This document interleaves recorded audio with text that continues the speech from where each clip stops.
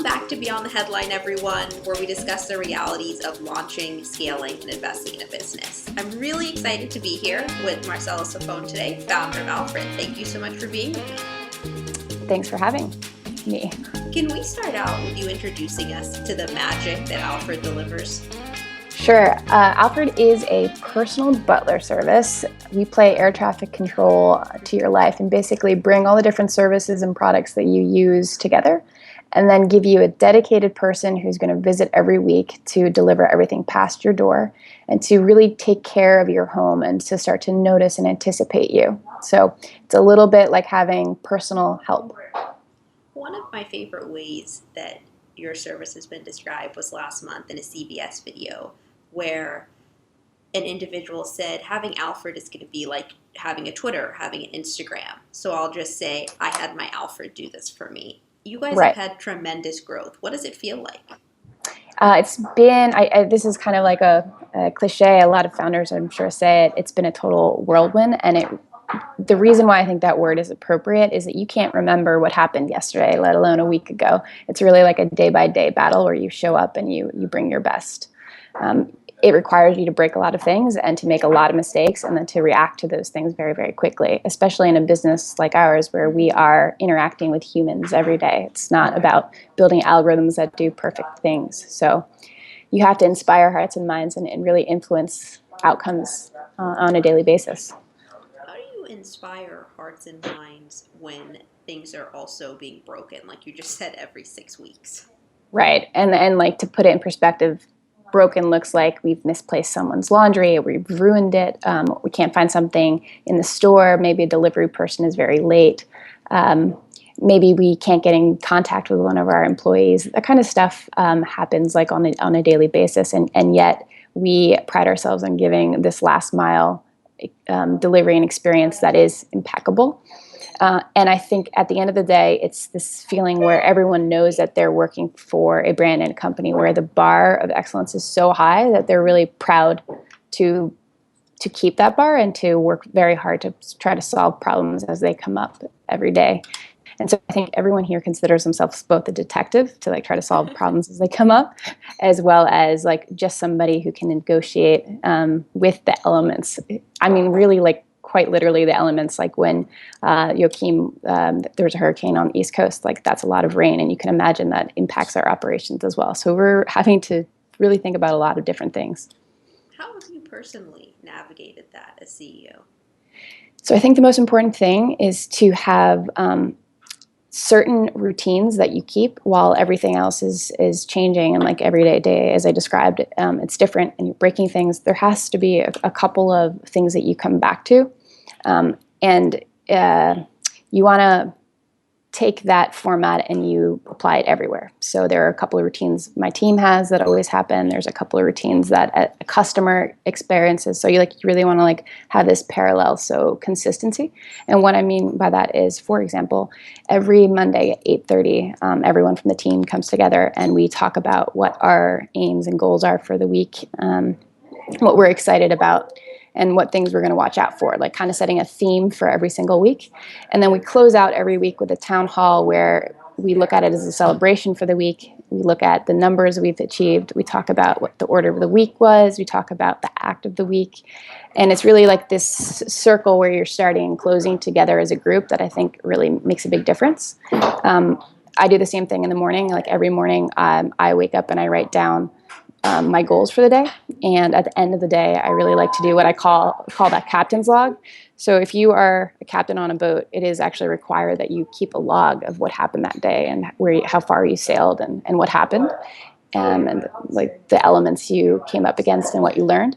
And I do the same thing, and I share that pretty openly with my co-founder and my team. And I think that type of transparency and honesty like just creates a culture here where everyone is wanting to get better every day. I love it, and I want to touch on two parts of it. The first one, you said that you guys will highlight an act of the week. What have some of your favorite ones been? Oh my gosh, there's just so many things. Let's think about what happened last week. If you lose a package, if the post office doesn't leave you a indicator of like what the barcode on your package is, and they take you like miss your delivery window, it's very hard to get that package back, and sometimes the package doesn't make it back to the sender. And the post office will essentially say to you, "I'm sorry about that. We've lost your package." We found a way to get into the deepest part of the post office and find this package. It took 15 calls, and I don't think that I would even do that for myself. And that's just one small example. Another example would be someone was having a dinner party, and the wine that they had ordered for the dinner party hadn't arrived in time. And so they took pictures of different wines that they liked, and we got it delivered for them on demand. And that's kind of like a high example, but we should think of some more ones that are actually like more addressable, I think, are accessible to everybody. Let me think about that, okay? I think that those two are great examples, actually, because it demonstrates that you have a culture of people going above and beyond. Right. Like constantly. Oh, here's another example. The cleaner didn't show up for one of our customers, so someone on my operations team, after work, 7 p.m. in the rain, went to their house to clean and make their bed themselves because we didn't want to let this customer not have the experience they expected. That's the level of care that you have to pay attention to the details. So, how do you, especially at this stage, you bring on someone and you need to infuse that with them, that at Alfred we go above and beyond? On the first day of work, how do you make that clear? It's a great question. It's the thing about culture and expectations, you can't just write it on the wall. In fact, we don't have anything written on the wall. I think that people are better billboards, and people's actions are the best way to build a culture. And if you spend an hour here, I think the energy that the team has and how they talk and problem solve things together, it's just electric. And that's just what everyone brings to work every day. So one week in, you kind of know where we are trying to be better athletes, and I think that's obvious to everybody who joins. It's hard to describe. It's kind of like an intangible thing. I think the athleticism example is so great because as an athlete, you practice for life, whether you're in the NFL or you're staying in shape after. What are some of the things you guys do to always be learning as a community? That's a great question. So I described a little bit about Monday morning. We set goals. Every day we do a round robin where we talk about what we're trying to achieve that day and if we need help from someone on the team. At the end of the day, we have a Slack channel where people will kind of give updates so that everyone feels like they're in constant communication and understand what's going on. But it creates this level of transparency where if you haven't hit what you expected to do in the morning, people are asking for help and ideas on how they could have maybe done it better. So we're always improving together, and there's no judgment on you not hitting your goals. It's this learning process together. And Go ahead. and then one other thing that a lot of people on the team do is at the end of the week, they'll reflect over the course of the entire week and then talk about what they're going to do differently for the next week. So that's been very helpful. I'm thrilled that you're sharing these traditions because a lot of times people always ask, what's your biggest regret? But on the other side of that, what are some of the things that you've done that you're really proud of over the last year? I mean, it's just been so much. We've built a brand, we've built a company, we've built work processes in terms of how we deliver a service that coordinates 5 other types of service. I mean, an Uber delivers you from point A to point B. We're delivering laundry, groceries, packages, puppies You've from point delivered A. a puppy? Yes, we have. We have taken a puppy from someone's home and taken it to their office so that they could go straight from their office to their mother's house. That's the kind of like complexity where we're having to batch all of these very different things together, and we deliver to point A, B, C, D, E, and F. And so there's a lot of automation and optimization that has to happen. Like our logistics and our work processes, I think, are incredibly impressive. And to build out automation at that level when we're only a year old, our engineering team has been working very hard. I think we've attracted some amazing talent, even as a very early stage startup. One of the most senior engineers from Foursquare is with us. We've also got people from eBay Local and One Fine Stay. So we're bringing lots of different expertise into the team. We have cool things like this welcome box that is like, I don't think there's anything else in the market like this, with like really high quality canvas bags. It's all about the Alfred experience down to the details. The details are our business. We've hired hundreds of Alfred and trained them and actually had them fix the processes. They've written the onboarding materials now. Now they do the hiring, they do the mentoring. They're helping us expand. So really giving a lot of power to the front line and saying, you are our primary customer, like take it on, you have ownership. And that's the way that you scale quickly.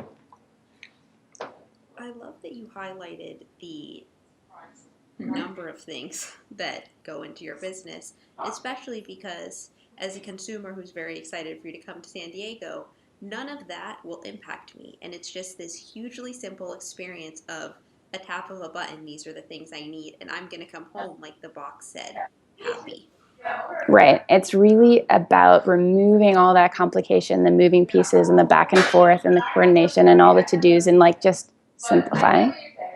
And even to a place where you could be having a conversation and just be asking for things and not having to think about like all the steps between A to Z on how that's going to get done, and trusting us to do that well. And I think it stands for the relationship that each one of your employees is building with the individuals that they're helping pick up the groceries for. It's not like a one-time stop.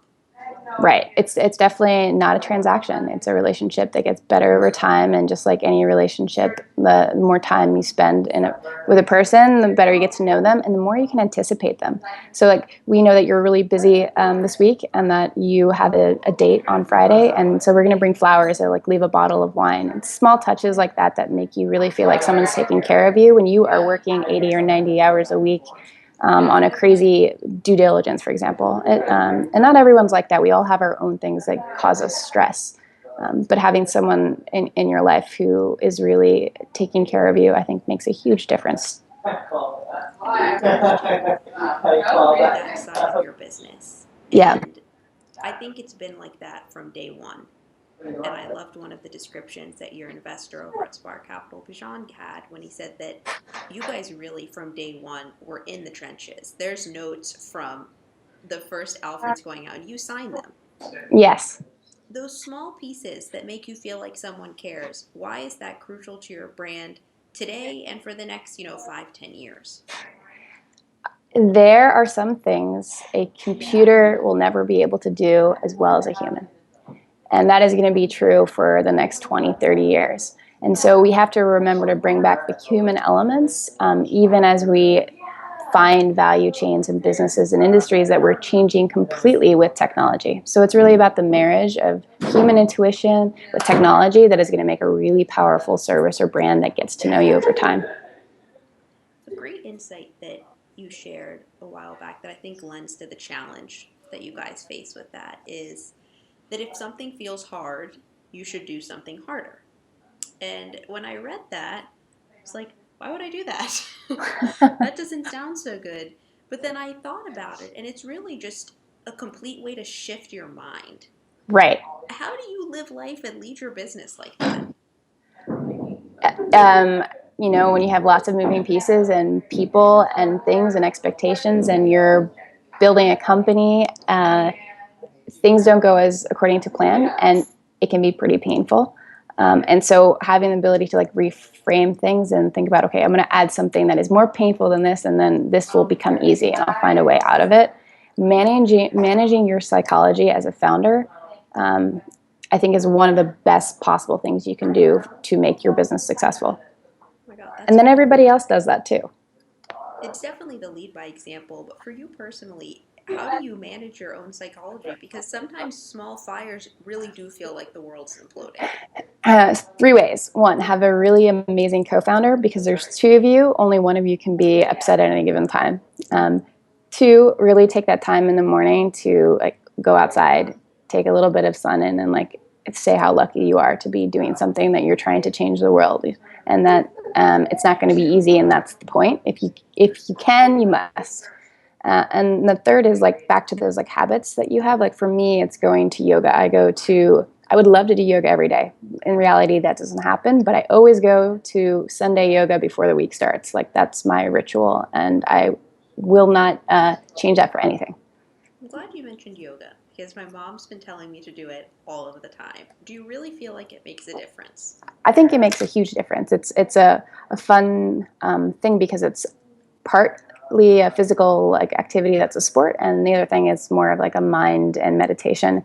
And the combination is like you can really, I think, challenge yourself to be your best self. It's like a very interesting special space, even like where you're not thinking. Like the aim of yoga is to not be thinking about everything else in your life. So So when you put it in that way, and all of the things going on in your life now, compare and contrast yourself when you were launching at Techcrunch to today. How have you personally evolved? back to that whirlwind, it's very hard to reflect and I kind of articulate the change because it happens so quickly. I think the one thing that's similar between myself, my co-founder now, and a year ago is the conviction we had around what we were doing and why we were doing it.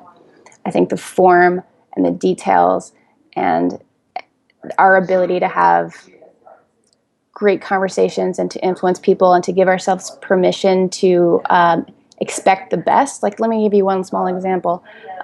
We didn't assume that we could go hire the greatest minds in tech from day one. We thought we had to, like earn it and slowly over time.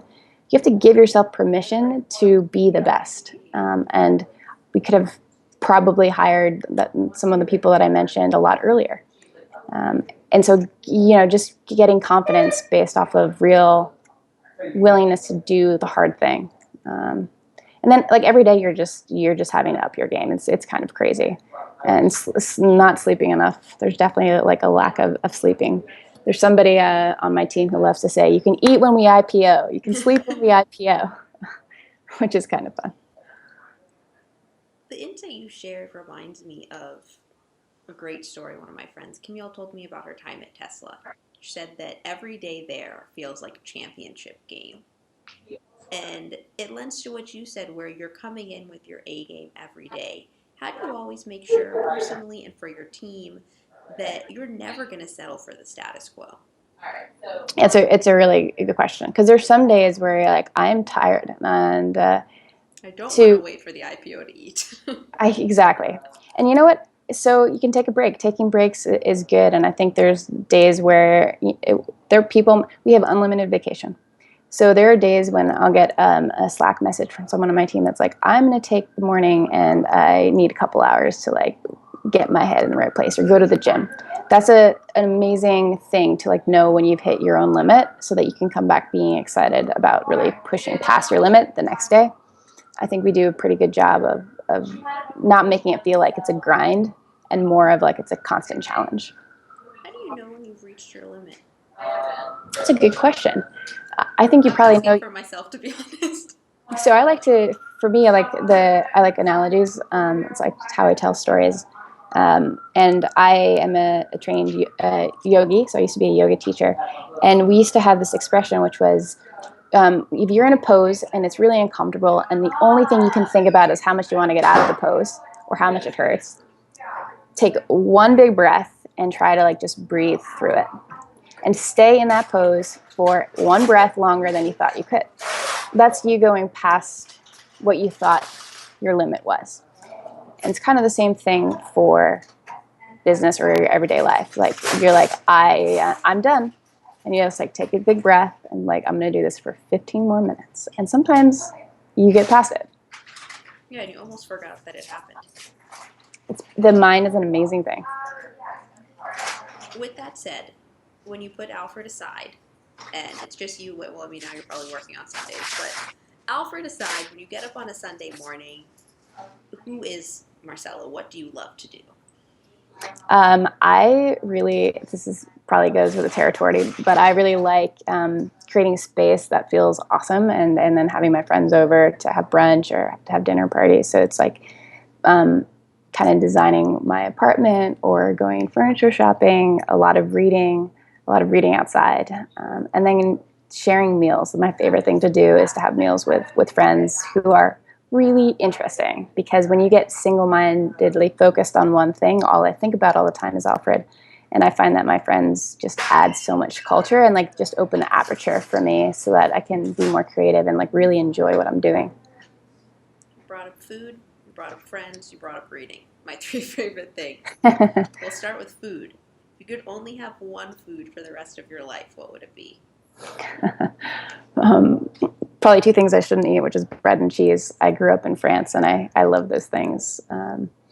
It's allowed if it's the rest of your life. Question 2. When you're sitting with your friends, a genie comes, and it's like, hey, you guys can teleport anywhere you want in the world. Where would you guys want to go on vacation? Oh, that's a fun one. Probably somewhere I haven't been. So I spent time in Asia. I've spent time in Latin America. I haven't been to Africa yet. That's a whole different continent to explore. So let's go for a safari. When the genie comes, the wish will be granted. Last question. Let's say, so you're on the safari, and you've gone as a congratulatory trip because there's really, really big Alfred news. If there was a cover story coming up, what would the headline be, and what would the picture be? Ooh, great question. Alfred becomes Amazon in person, surpassing the orders that happen on Amazon Prime this year. And the picture would be of an open door, and that's it. To your home. It's about turning your home into the store, and that services and products are customized to your routine. I am very impressed with that one. I will buy as many copies as possible. Marcela, I can't thank you enough for being with me today. How can everyone stay up to date with your work, follow you, and know when Alfred's coming to their community? So two things, they should definitely sign up on helloalfred.com. We also have a blog called Notes from the Butler, where we comment on things like this about not writing to-do lists, but writing aspiration lists. And you can also follow me on Twitter. I'm at MS Sapone, Sapone.